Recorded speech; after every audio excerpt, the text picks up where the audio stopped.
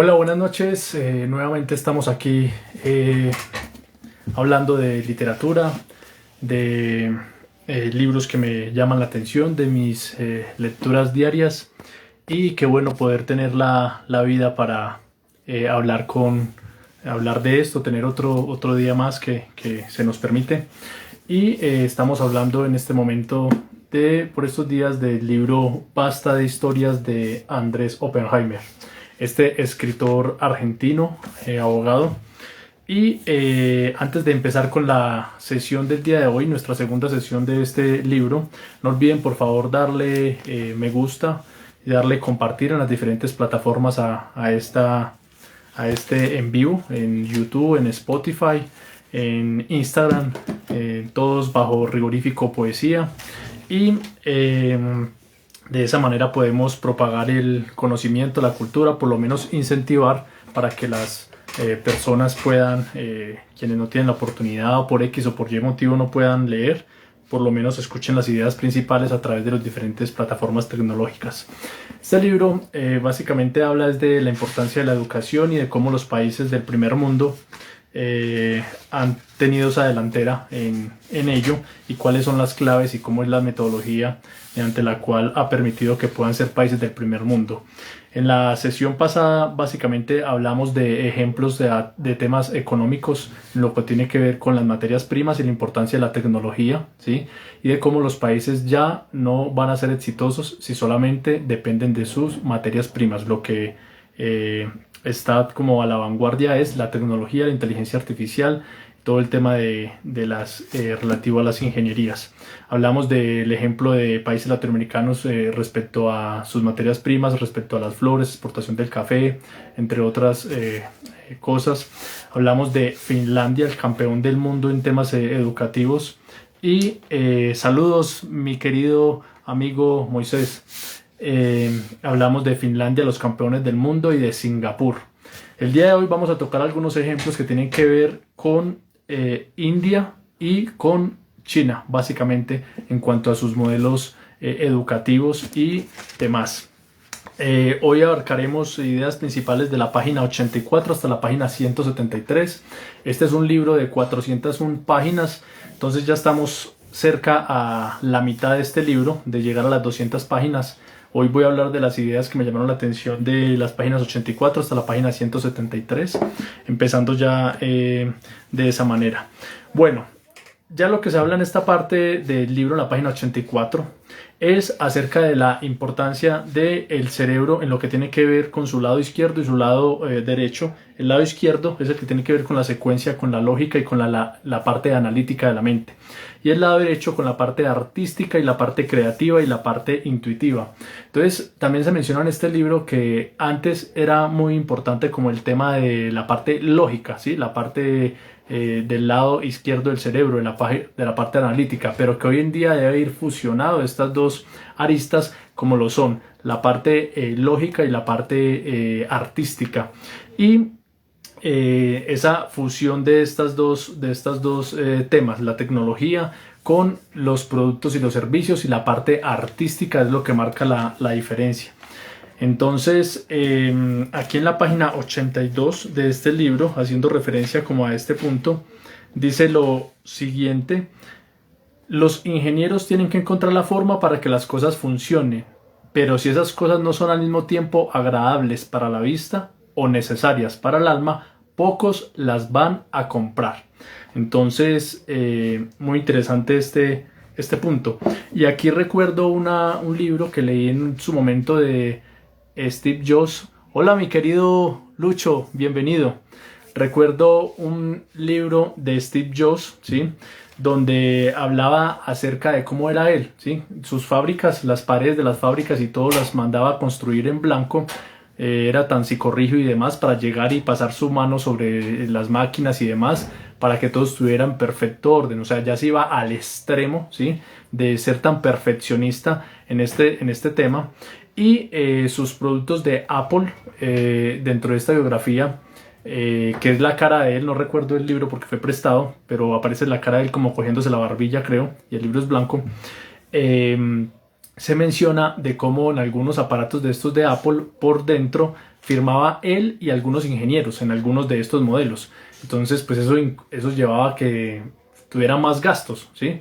Pero él decía, mire, estos productos de Apple no solamente deben ser lindos por fuera, ¿sí? Y es donde está esa fusión de tecnología y de arte. Entonces decía, no solamente deben ser lindos al aspecto del que lo está comprando, no solamente deben servir desde el punto de vista tecnológico, desde su función, sino que desde la parte artística deben cumplir su función. Y para nosotros es muy importante que el aparato, el Apple por dentro, sea bonito, ¿sí? Artísticamente, estéticamente sea bonito. Y uno podría pensar, pero ¿a quién le va a importar eso? Si los usuarios no compran este tipo de un aparato, algo que usted no lo compre y lo va a destapar. Usted le sirve, usted dice es que me funcione el computador, que me funcione el celular, pero Steve Jobs tenía la visión de que tenía que ser artísticamente lindo el aparato y decía, casi nunca va a ser destapado un celular de estos o un aparato de estos, pero el día que tenga que ser destapado, pues que sea bonito ante el ingeniero que lo va a ver. E inclusive preferían gastar más dinero en unos tornillos que valieran más, ¿sí? Por el tema estético. Bueno, esto ya es un ejemplo muy general, ¿sí? Y pues específico para lo de Steve Jobs en su momento. Cada mercado, cada actividad, cada nicho tendrá su forma de manejarse, pero solamente estoy dando este ejemplo desde el punto de vista de Steve Jobs en su momento. En 1990, tras la caída de la Unión Soviética, Finlandia llegó al 20% de desempleo, ¿sí? Y tuvo que reinventarse. Allí fue que le apostó a la tecnología y a la inversión. Entonces mire que después de un hecho lamentable, sí, después de una crisis económica y demás por la caída de la Unión Soviética en 1990, pues tuvo que reinventarse, ¿sí? Y fue mucho esa palabra que se utilizó ahorita en pandemia, ¿sí? De las crisis viene lo nuevo, ¿sí? Y resulta que en su momento ellos tuvieron que tomar la decisión y lo que hicieron fue recortar el presupuesto en todo, ¿sí? Para poder sobrevivir como a esa crisis. Pero en lo único que no recortaron el presupuesto fue en educación. Antes bien lo aumentaron, ¿sí? Finlandia. Y de hecho es el tercer país. Recordemos que todo lo que hablamos de este libro acá es con datos del año 2010, pero no creo que haya cambiado mucho de 2010 a la fecha, ya que en la historia 13 años, eso es como quitarle un pelo a un gato. Entonces dice que es el tercer país que más invierte en educación y investigación en relación con el tamaño de su economía, Finlandia. Y algo bien importante aquí, el Estado invierte en empresas privadas. Dice que para que puedan desarrollar sus productos y el Estado patrocina a las empresas privadas crecen y el Estado cobra más impuestos y el país crece. Entonces aquí es bien importante la inversión del sector público en empresas privadas y hay una empresa que se menciona allí que se llama Tekes, que es estatal y en su momento más del 30% de inversión destinaba más del 30% de sus recursos en inversión en productos de investigación, ¿sí? Y, más del 30% de lo que invertían estas empresas privadas fracasaban, ¿sí? Lo que hacían las empresas privadas, más del 30%. Entonces Andrés Oppenheimer, ustedes les he hablado que él recorre todos estos países entrevistando a altos funcionarios, entrevistando a diferentes personas para entender todo este tema de educación. Es decir, no se basa este estudio de Andrés Oppenheimer simplemente en que él cogió varios libros y estudió cómo es. No, él mismo fue hasta estos países a investigar.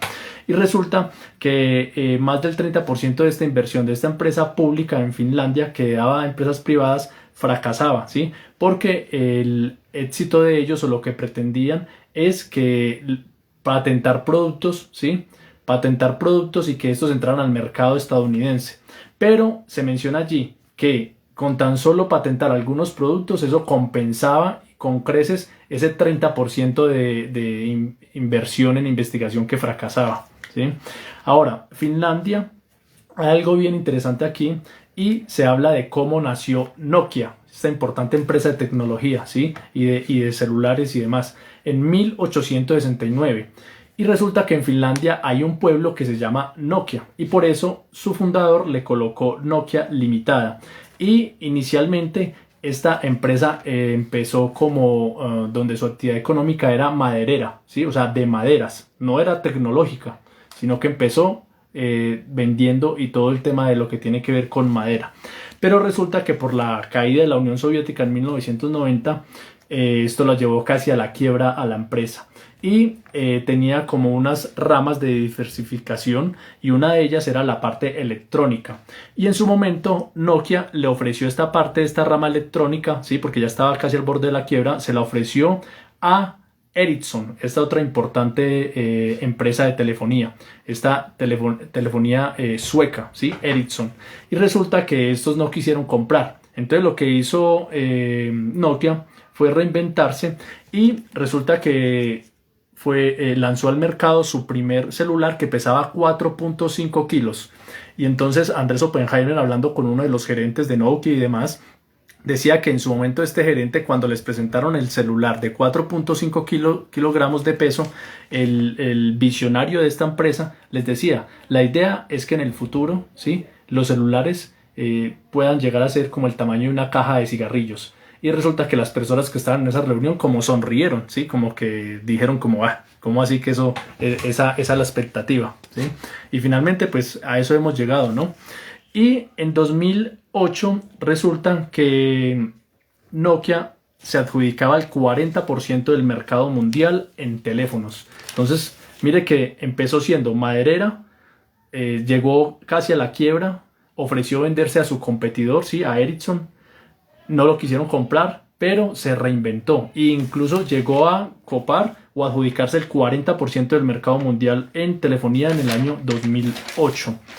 Esta empresa Ataques en 1980 invertía aproximadamente, que es estatal, invertía aproximadamente el 26% de los fondos de investigación del gobierno. Y Nokia lo que está haciendo a la fecha de este libro, ¿no?, era renovándose, pues la competencia y la modernidad lleva a que sea como muy fuerte el tema, porque ahora no solamente es el tema del celular, sino lo que tiene que ver con los programas, las aplicaciones es lo que está como a la vanguardia, más que el equipo de celular o la carcasa de un computador, es la programación y es las aplicaciones lo que debe actualizarse. Actualmente Finlandia tendrá que empezar a cobrar más, ¿sí?, en lo que tiene que ver con matrículas universitarias, porque pues no puede apoyar tanto a nivel de becas a largo plazo. Entonces eso es como una de las reflexiones que llega Andrés Oppenheimer allí en el libro, y menciona que debe recortar subsidios estatales, y ello debido a la crisis del año 2008. Entonces esa es como la parte final de Finlandia, que hablamos mucho en la primera sesión de cómo era su sistema educativo, los profesores, la manera en que hablaban los profesores, las universidades, los porcentajes de personas que aplican a universidades y que pueden pasar. Ustedes lo pueden repasar en la primera sesión. Ahora vamos a hablar de Singapur, este país de Singapur. Resulta que viajando allí a Singapur, Andrés Oppenheimer dice que el billete de más baja denominación es el de $2. Ese es el billete de más baja denominación. Y resulta que es el que más circula. Entonces, ¿qué tienen estos billetes impresos allí? ¿Qué imágenes tienen? ¿Sí? Y yo quiero que reflexionemos en cuanto a los billetes de nuestro país. En el caso mío, nosotros en Colombia, ¿sí? Y aquí lo que vemos es fotos de presidentes, ¿sí? El billete de 100.000 pesos, que es el de más alta denominación. ¿Qué tiene? ¿Tiene algo alusivo a la educación? ¿Tiene algo alusivo a la economía? ¿Tiene algo alusivo a un referente importante? ¿O es simplemente más algo político? ¿Sí? Porque tiene las fotos de un presidente. Resulta que allí este billete tiene el de $2 en Singapur. Tienes unos estudiantes con libros y de fondo hay una universidad. Y la palabra que hay impresa en este billete es educación. Mientras que los billetes de Latinoamérica, es lo que dice Andrés Oppenheimer, tiene fotos desde presidentes y de próceres, ¿sí? Recuerden que en la primera sesión hablamos de cómo los latinoamericanos vivimos más en el pasado que en el futuro, y de cómo damos más importancia a personajes que, si bien fueron importantes en su momento para la independencia de estos países latinoamericanos y demás, pues se le da más preponderancia de lo normal, ¿sí? Simón Bolívar y todos estos otros personajes. Hablamos en la primera sesión de cómo se destinaban los políticos recursos y tiempo para hablar que dónde deben reposar los restos de X o Y prócer. Bueno, entonces esto es lo que pasa con los billetes en Singapur. Y algo bien interesante, en 40 años, ¿sí?, no más, pasó de ser un país del tercer mundo a ser del primer mundo, con solo 4.6 millones de habitantes, ¿sí? Singapur fue colonia de Gran Bretaña y al año 2010 sus ingresos per cápita era el noveno país en el mundo, inclusive por encima de Estados Unidos, que era el número 10. Entonces recuerden que en Singapur tiene que importar inclusive el agua, ¿sí? Y también es un referente en temas de arquitectura. Entonces, esto pasó con este Singapur, un país apenas de 4.6 millones de habitantes, y llegar a ser en el año 2010 el noveno país con más ingresos per cápita, ¿sí? Por encima de Estados Unidos. Y sin recursos naturales, ¿sí? Inclusive tener que importar el agua. Ahora, una de las experiencias que cuenta Andrés Oppenheimer es cuando fue a visitar a unos funcionarios y iba para el piso 23. Y resulta que al entrar al ascensor, pues no habían botones, como nosotros frecuentemente vemos en un ascensor. Y pasó pues como que una vergüenza allí, porque al final una señora tuvo que ayudarlo y lo llevó a un sistema electrónico que hay en el primer piso. Él le dijo: ¿usted para qué piso va? Para el 23. Y de acuerdo a eso hay varios ascensores, como 8 ascensores, y lo que hacen estos ascensores con el fin de ahorrar energía es que todos los que quieran ir al 23 pues los reúne allí, y esto con el fin de que no tenga que parar en cada piso, ¿sí? Obviamente esto es una inversión muy tremenda, ¿sí? Lo que se necesitaría para tener esta facilidad de tener varios ascensores y que no paren cada piso, ¿no? En lo que nosotros tenemos que ver aquí en Colombia, cuando a duras penas agradecemos que un edificio tenga ascensor. Pero pues uno tiene que mirar la visión del futuro, ¿sí? De cómo funcionan los mejores países, porque son muchas aristas para uno querer llegar a ser como ellos y ser mejores. Lo que decía Bill Gates en la primera sesión de esto, ¿no? Que decía que el problema de nosotros los latinoamericanos es que nunca nos evaluamos, ¿sí? Dice, uno va a querer mejorar cuando uno se compara y sabe que está quedado. Cuando uno sabe que está quedado, cuando uno mira para arriba, cuando uno mira que hay otra gente más inteligente que uno, que hay otros países que son más inteligentes que nuestro país, allí es donde somos conscientes de que estamos quedados, de que estamos frenados, y allí es cuando vamos a querer progresar. Entonces eso es bien importante. Ahora, hace 40 años Singapur tenía un alto nivel de analfabetismo, y en la actualidad ocupa el primer puesto en exámenes en ciencias y matemáticas, que se le realiza a estudiantes de grado cuarto y octavo. Y la Universidad Nacional de Singapur ocupa el puesto 30 entre las mejores universidades del mundo, según un ranking del Times de Londres. Entonces aquí bien importante, ¿no? La Universidad Nacional de Singapur, el puesto número 30 en el mundo, mientras que México, con 110 millones de habitantes, ocupa el puesto número 150, la Universidad UNAM, ¿sí? Que es como el referente a nivel Latinoamérica de las mejores universidades. Imagínense, el puesto número 150, una universidad latinoamericana, la que saca la cara por Latinoamérica, la Universidad UNAM de México, mientras que Singapur, el puesto número 30. ¿Y cuál es la diferencia de habitantes? En México 110 millones de habitantes para el año 2010, mientras que Singapur 4.5 millones de habitantes. Entonces, esto es una ironía, ¿no? Porque se menciona que Singapur invierte menos en educación que otros países, y esto en relación con su tamaño de la economía. Es decir, hay otros países latinoamericanos, por ejemplo, que invierten más en educación, ¿sí? Según el tamaño de su economía, mientras que Singapur, por su economía, ¿sí? Debería invertir menos, y resulta que invierte más que los latinoamericanos.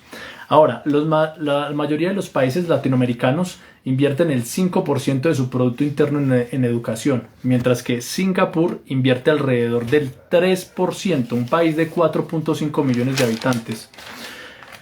Bueno, Singapur, algo bien interesante y una de las claves que ha llevado a que sea el primer mundo en temas educativos y otras ramas, es que adoptó el inglés como idioma oficial por encima de sus lenguas maternas como el mandarín y otros. O sea, adoptó el inglés.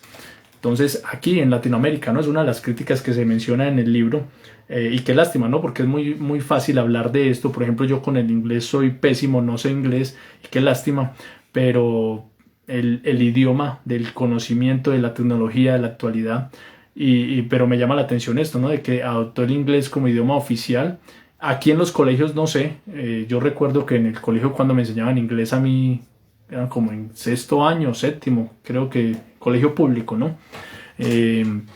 Pero se habla de también en Singapur como la internacionalización de la educación. Estos dos secretos, mientras estas, por ejemplo, abrían sus puertas para que llegaran a universidades extranjeras. Y otro de los grandes problemas que se hablan en este libro es de cómo los latinoamericanos, por la burocracia, no abrimos espacio a que entren universidades extranjeras a Colombia, en el caso de nosotros, ¿sí? Y de Latinoamérica. Mientras que en Singapur, por ejemplo, hay sucursal de la Universidad de Nueva York, hay sucursal de la Universidad de Chicago, ¿sí? Y con doble titulación, o si son diplomas independientes, tienen validez como tal en ambos países. Y algo bien interesante en Singapur es la forma de evaluar a los niños. Entonces inclusive llega Andrés Oppenheimer a decir, ¿será que es despiadada esa forma de evaluar? Sí, porque también hemos escuchado que en estos países asiáticos también la tasa de suicidio es alta, ¿sí? Y sin embargo acá se habla del tema de la forma de evaluar a estos niños, donde hay unos exámenes que son rigurosos y inclusive algunos psicólogos dicen que pues eso va en contra del crecimiento de un niño, que un niño tan chiquito se le esté pidiendo, se le esté evaluando de esta forma. Y inclusive al finalizar la primaria hay un examen, y de acuerdo al examen que tenga el niño en la primaria va a poder ir a una escuela a tomar la secundaria, ya sea de rango superior o a una escuela secundaria vocacional. Y ambas tienen como diferencias. No es lo mismo el pasar a secundaria en un rango superior o ir simplemente a una escuela de secundaria vocacional. Eso lo vimos en la primera sesión, ¿no? Que en las escuelas vocacionales van los que aprenden oficios como por ejemplo, si no recuerdo mal, hablábamos de técnico en pescadería, cosmetología, peluquería, bueno, ese tipo de oficios. O sea, en esas escuelas vocacionales no pueden aspirar a ser médicos, a ser abogados, a ser docentes, que inclusive es la más prestigiosa en estos países, ¿sí?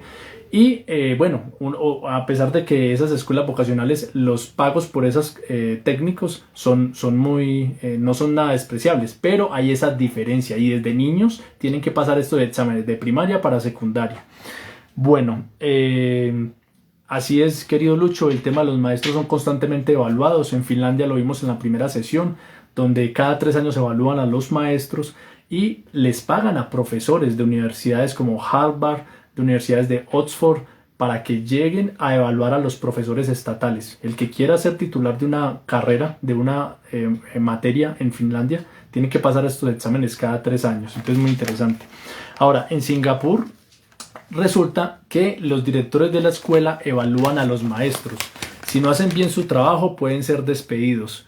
Mientras que en América Latina es casi imposible que despedir a un maestro, ¿no? Los sindicatos, después de que un maestro ha sido nombrado, es muy difícil la forma en que son evaluados o que pueda ser despedido un maestro. Mientras que allí en Singapur no. Cada año el director de la escuela evalúa. Y a Andrés Oppenheimer le preguntaba, ¿y la tasa de despido es muy alta? Y le decían que no es amplia la tasa de despido, ¿sí? Como los maestros se esfuerzan por hacer muy bien su trabajo. Y sería muy bueno adoptar eso en estos países latinoamericanos. Yo aquí por lo menos no lo dejaría en manos de un solo director de escuela, ¿sí? Eso se prestaría para más, ejemplo, corrupción y demás, ¿no? Entre más personas participen de un proceso puede ser más transparente y menos corrupción puede existir. Pero muy interesante ese tema de los maestros. Ahora, resulta que en Singapur hay algo que se llama centros de tutoría. Y estos centros de tutoría son algo como alterno a las escuelas públicas. ¿Y en qué consisten estos centros de tutoría? Funcionan en la noche, ¿sí? Y resulta que es para ayudar a los estudiantes con bajo rendimiento escolar, ¿sí? Y solo pagan $5 mensuales. Y especialmente sirve para hijos de personas con escasos recursos económicos que no pueden pagar un tutor.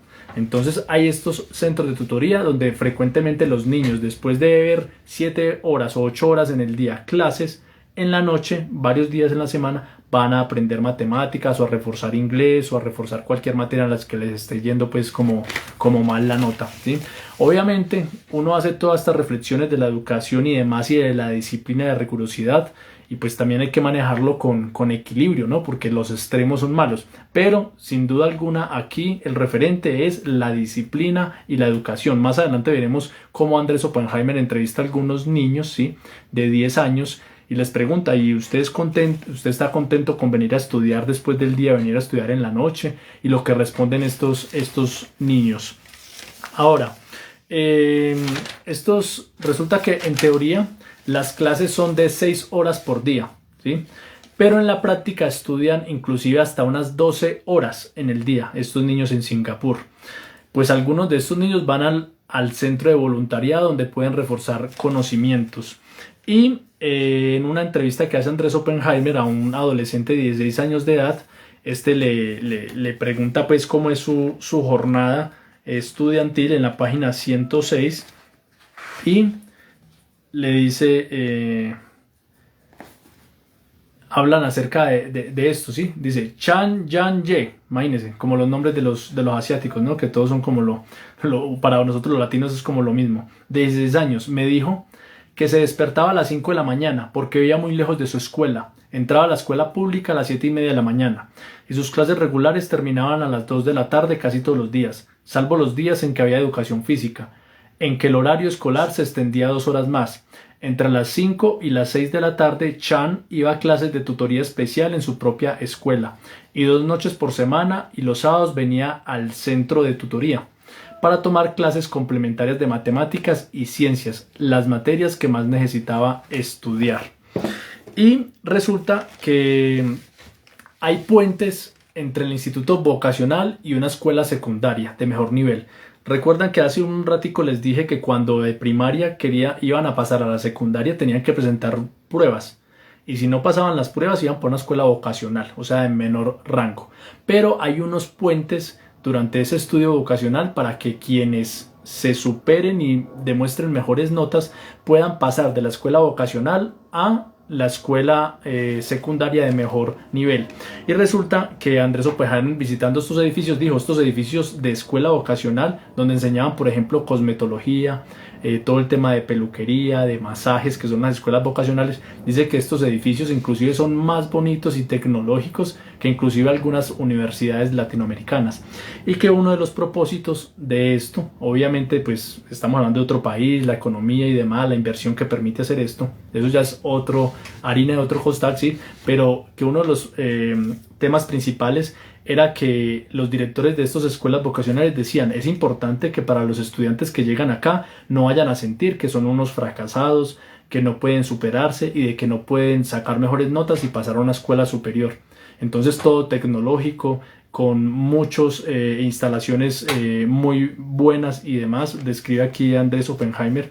Y resulta que allí enseñan por ejemplo enfermería también, y pues se les extiende ese puente para que puedan ir a escuelas de mejor rango.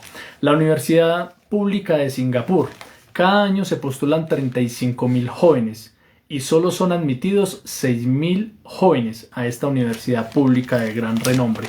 Imagínense cómo es la competencia, de 35.000 jóvenes que se presentan, solo son admitidos 6.000. Y resulta que los estudiantes igualmente pagan al año alrededor de $5.000. No es una suma alta, pero tampoco es despreciable. Entonces no es que sea gratis la educación, y esa es otra de las críticas que se habla en el libro de las reflexiones, que no es bueno que la educación sea gratuita, ¿sí? A veces nosotros escuchamos acá, no, es que la universidad gratuita debe ser garantizada. No, debe valer según la capacidad de cada persona, ¿sí? Y una de las reflexiones que se llega en el libro es que lo que nos cuesta se aprecia más y se desempeña mejor. Pero cuando se nos regalan las cosas, pues no valoramos ello, y en el tema de educación, pues no vamos a ser los mejores, no nos vamos a esforzar por sacar buenas notas. Hablábamos en la sesión pasada que mientras que aquí en Colombia, por ejemplo, hay jóvenes de 15 y 16 años que entran a la universidad, ¿sí? Y salen a los 22, a los 23 años. En Finlandia lo normal es que estén saliendo a los 27, 28, 29 años. ¿Por qué? Porque los jóvenes entran a una edad más madura, en una edad donde trabajan, ¿sí? Y estudian. Entonces eso también repercute en que puedan ser más conscientes y tener un mejor desempeño en la universidad, ¿sí? Porque por regla general, pues un joven de 16 años, ¿sí? No es la regla general de que va a tener la misma disciplina o el mismo enfoque o la misma madurez que un joven, una persona de 20, 22 años al entrar a la universidad. Entonces todo eso también se habla en el libro.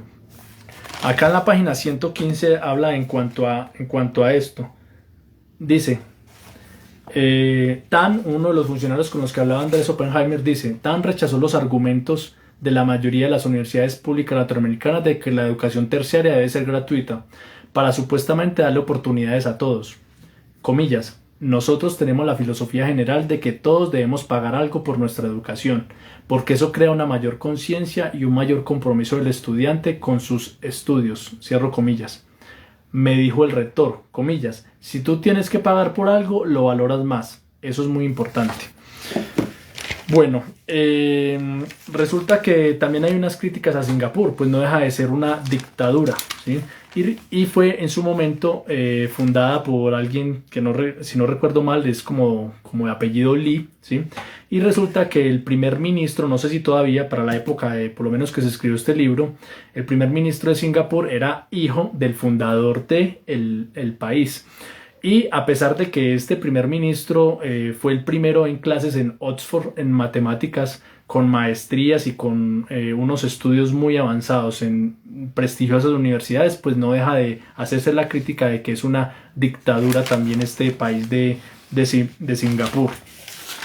Ahora, el líder, y para hablar de la dictadura se menciona el caso de una persona que era abogado, ¿sí? Y que era como opositor al gobierno de Singapur.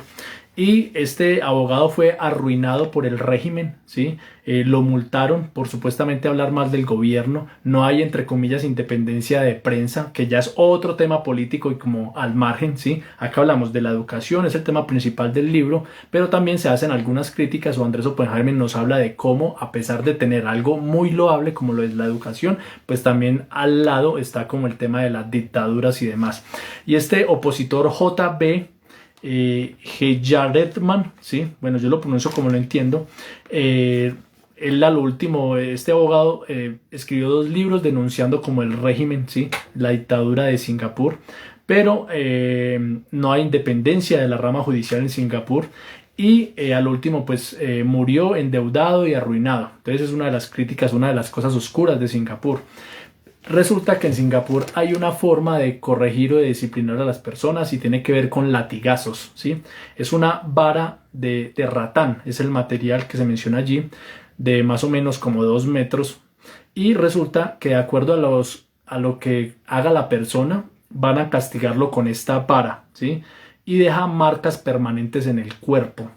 Entonces dice que no suele ser muy utilizada en el tema de estudiantes, ¿sí? Pero que lo más aconsejable es 1 o 2 rejazos, pero inclusive en los temas penales o de delitos se llega a castigar a las personas con esto y deja una marca permanente en el cuerpo y lo hacen como bajándole el pantalón y que las nalgas queden pues allí como expuestas para esto. Y deja permanente, ¿no? No es como acá en Colombia, como se supone que usted pagó su condena, se borraron sus registros y vuelve a quedar como cero, ¿cierto? Desde cero, no. Allá usted comete su delito, le dieron con esta latigazo y por más que haya pagado su pena, pues si eso después es expuesto ante las personas, pues puede seguir revictimizado y condenado. Entonces que esto también sirve mucho para que las personas piensen muy bien si van a cometer alguna falta.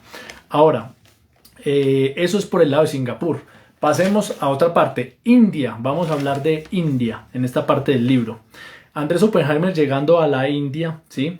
Dice que la infraestructura es horrible, los aeropuertos parecen terminales, hay animales en la calle por todo lado y sin embargo Andrés Oppenheimer dijo, ¿y cómo va a ser considerado India como uno de los países del primer mundo, ¿sí? Que está llevando la vanguardia con esta infraestructura y con todo esto tan feo que yo estoy viendo al llegar a India? Sin embargo, una cosa es lo que se ve en la parte de infraestructura y otra cosa es lo que está pasando y entretejiéndose por debajo de esto. Resulta que es uno de los mayores productores de servicios en el mundo de software, ¿sí?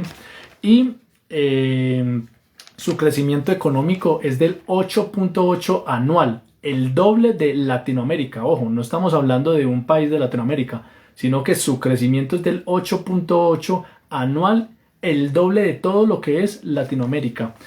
Y en los últimos 15 años sacó a más de 100 millones de personas de la pobreza. Y uno de los ejemplos que se menciona allí en el tema de la tecnología, y al ser uno de los más productores de servicios de software, es con Nerú. Y resulta que allí yo recordé que tal vez por eso, no sé, que hay alguien del actual gobierno del presidente Petro, alguien que es como, o Nerú, o cuando le hacían como a un periodista, ¿sí? O Nerú o algo así. Resulta que en India había un primer ministro que es visionario, ¿sí? En 1947 a 1964, este primer ministro de la India de Nehru, se llamaba Nehru, resulta que él dijo: miren, el analfabetismo es alto en India, pero no por alfabetizar a la mayoría de gente no podemos sacrificar el progreso del país. Entonces es mejor ser elitistas, y creó unos centros de tecnología, unas universidades de tecnología elitistas para muy pocas personas, en el sentido de que quien quisiera participar de estos centros de tecnología tenía que esforzarse y sacar las mejores notas. Entonces dijo: preferimos sacrificar esto, ¿sí? El analfabetismo, pero progresar como país. ¿Qué nos ganamos? Con que, vamos a invertir en que la gente deje de ser analfabeta, pero nos quedamos estancados. Y resulta que él fue criticado en su momento por esta decisión, y allí en India 300.000 jóvenes ingenieros se gradúan cada año, ¿sí? Y resulta que construyeron estas universidades tecnológicas y abrieron las puertas para colocar instituciones extranjeras, universidades extranjeras, y contrataron esos profesores extranjeros de las mejores universidades.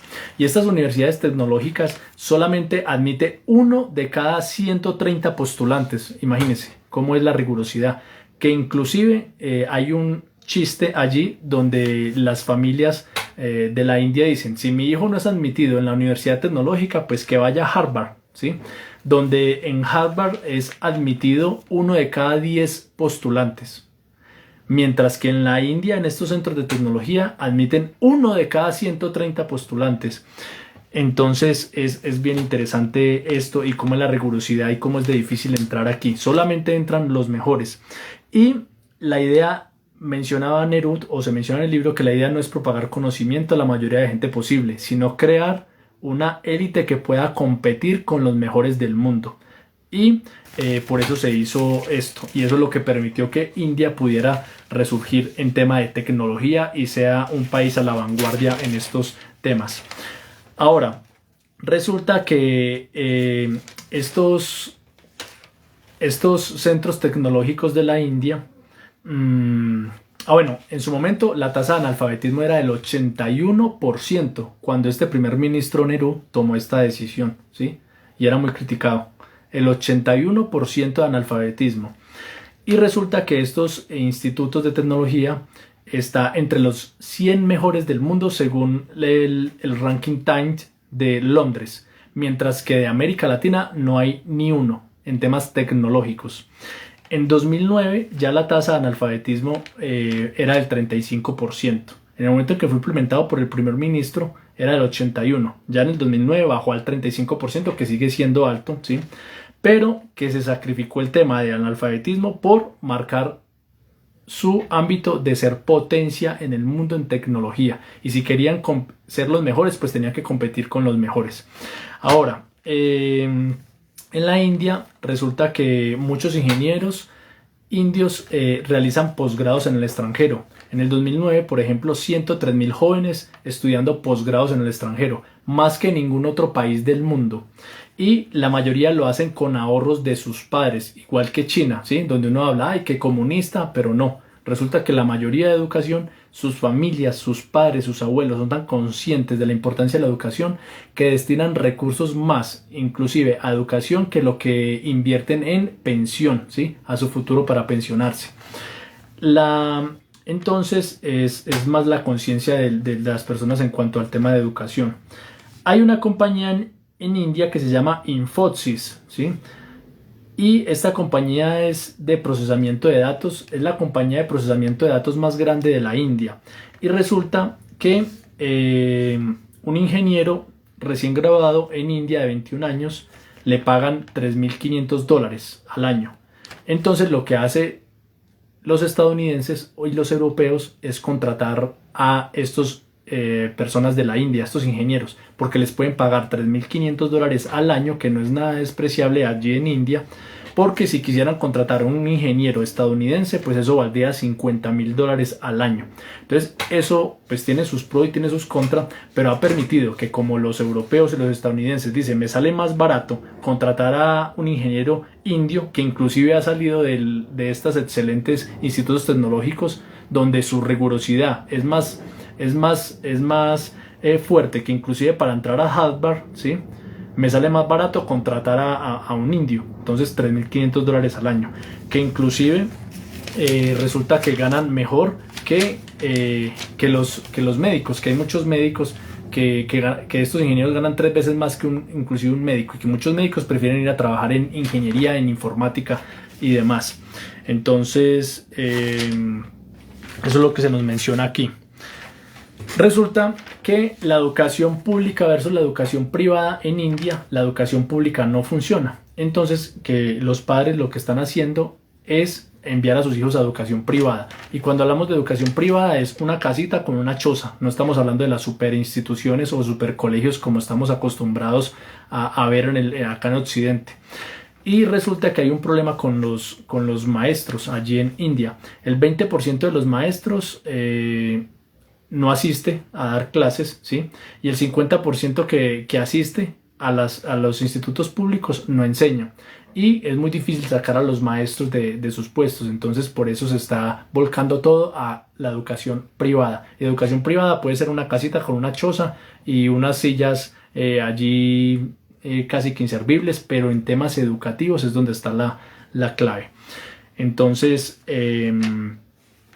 hay unos exámenes inclusive en India para ingresar al jardín a los niños, imagínense ustedes, ¿sí? Aquí usted va y lleva a los niños al jardín y a usted no le piden ningún examen, pero allí sí, en India.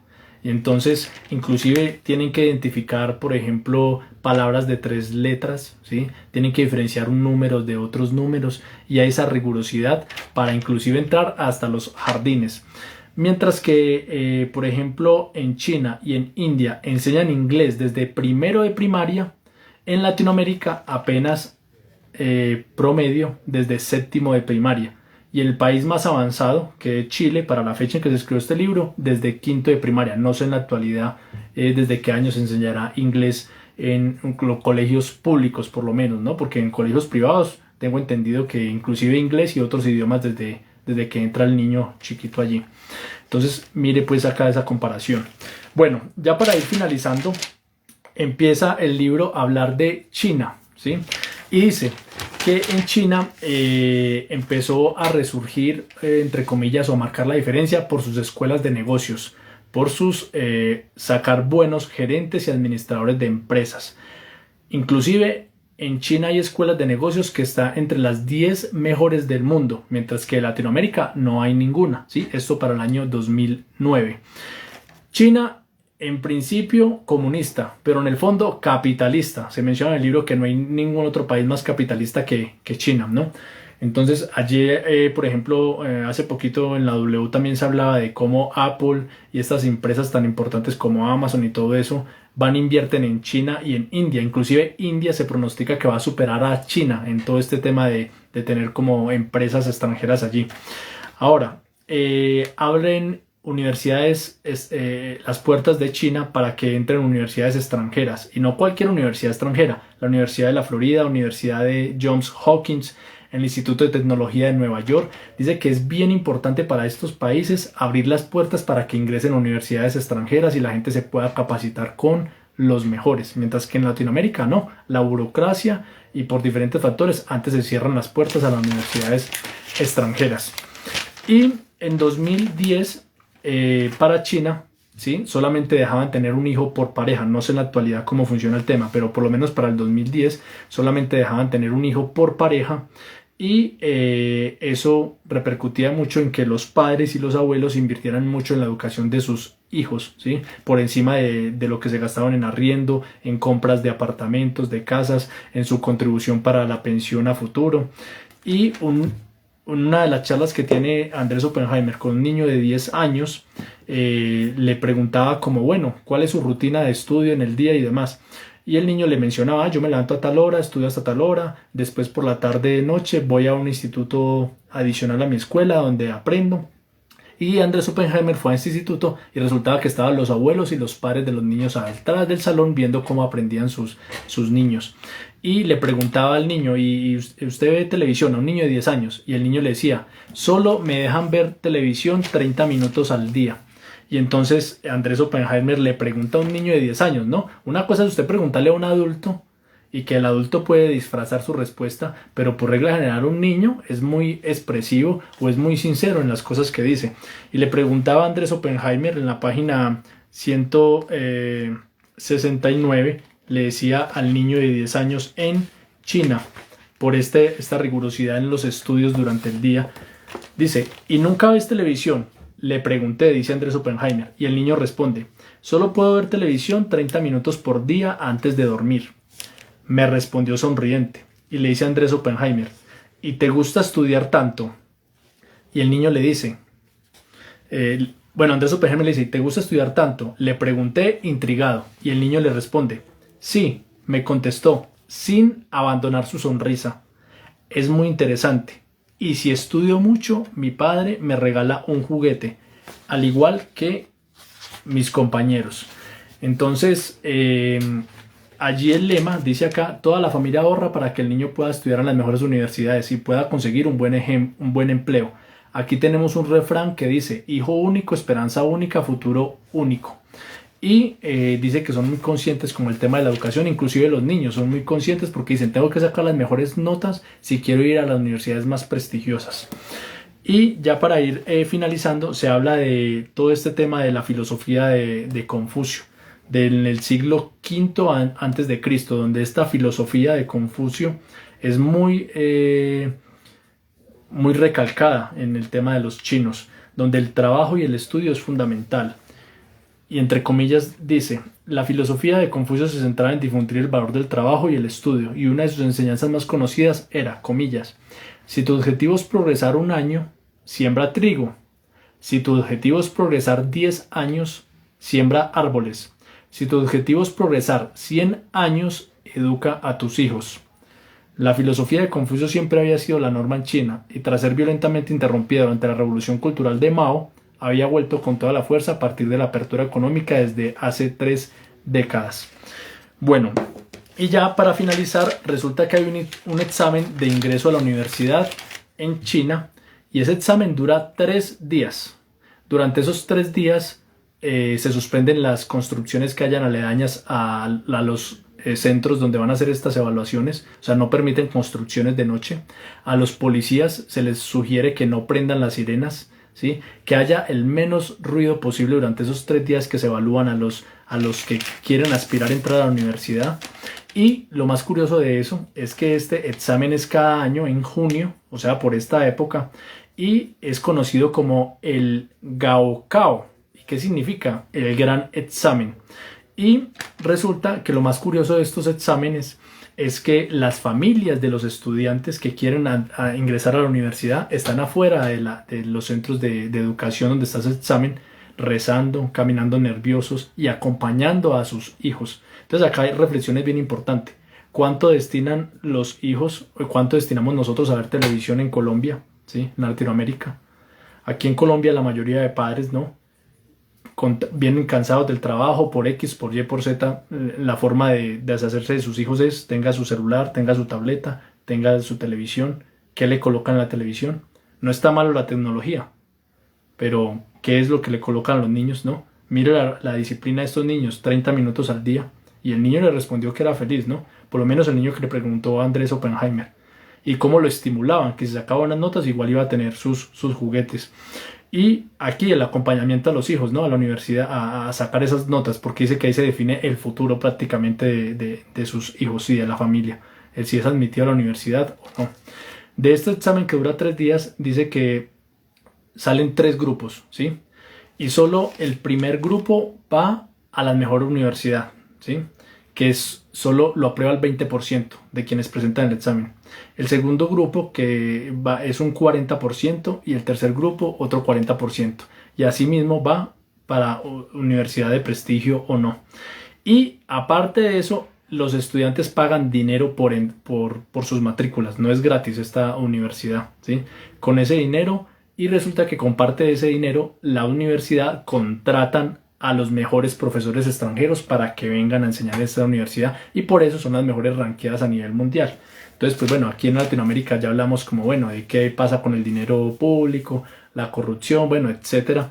Pero miren la filosofía que tienen ellos, ¿no? Con el mismo dinero que pagan los estudiantes, contratan a los mejores profesores del mundo de las universidades más prestigiosas y así mismo suben la calidad de la universidad pública. Eso ha sido todo por hoy. Muchas gracias por estar hoy conmigo aquí.